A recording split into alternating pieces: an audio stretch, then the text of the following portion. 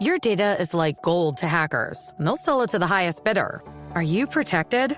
McAfee helps shield you, blocking suspicious texts, malicious emails, and fraudulent websites.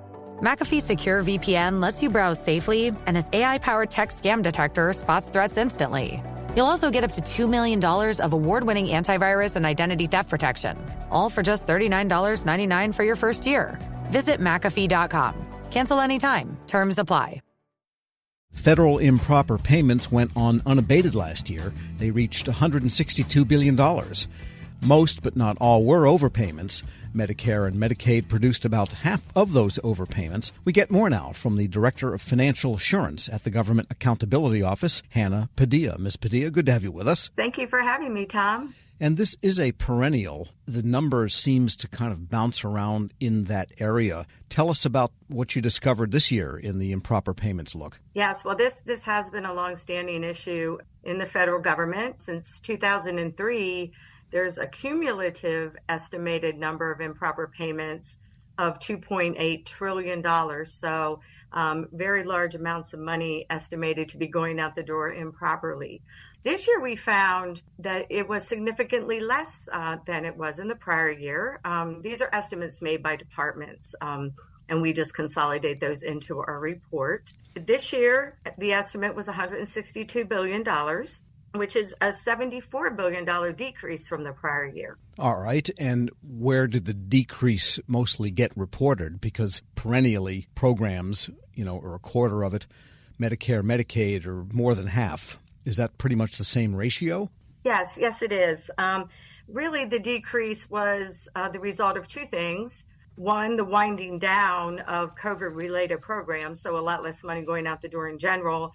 And then also the ending of some COVID-related flexibilities, and they were mostly in the HHS programs, Medicaid, and the Child's Insurance Health Program, CHIP. So in other words, it's back to the historical level. Yes, it's getting closer to the historical level as COVID wound down. Because there's still a little bit of COVID in there.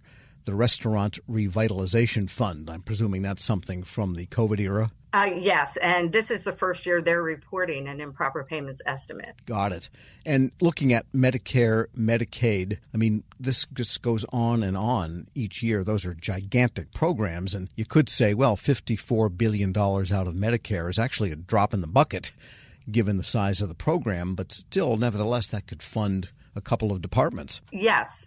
They are always the lead in our improper payments estimates. And most of those estimates, Health and Human Services report, are the result of not having appropriate documentation and some other, medical documentation discrepancies. Because they do have pretty sophisticated anti-fraud programs running for both Medicare and the different Medicaid programs. Could they, in GAO's estimation, reduce that number of improper dollars going out with some modernization of the way they do things? Yes, I believe, some of the systems are very antiquated in the entire federal government. Some of them are very, very old. Unemployment insurance is one of those programs that has a very old, antiquated systems.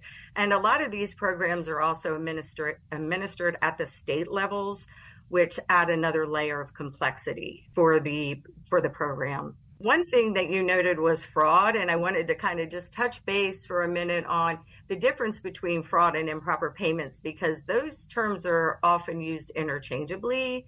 So really, improper payments are payments that shouldn't have been made, while fraud is an intentional stealing of money. And not all improper payments are related to fraud. In fact, the majority are related to errors or lack of documentation or not following the appropriate process in paying the payment to the recipient. So very little fraud is in these improper payment numbers. However, all fraud is considered an improper payment. But correct me if I'm wrong, they do also report fraud figures separately each year, and that's a pretty big number. Well, GAO performed an estimated number of fraud. We performed our own estimate, and I believe it spanned from the years of 2018 to 2022. And that estimate was between $233 and $521 billion.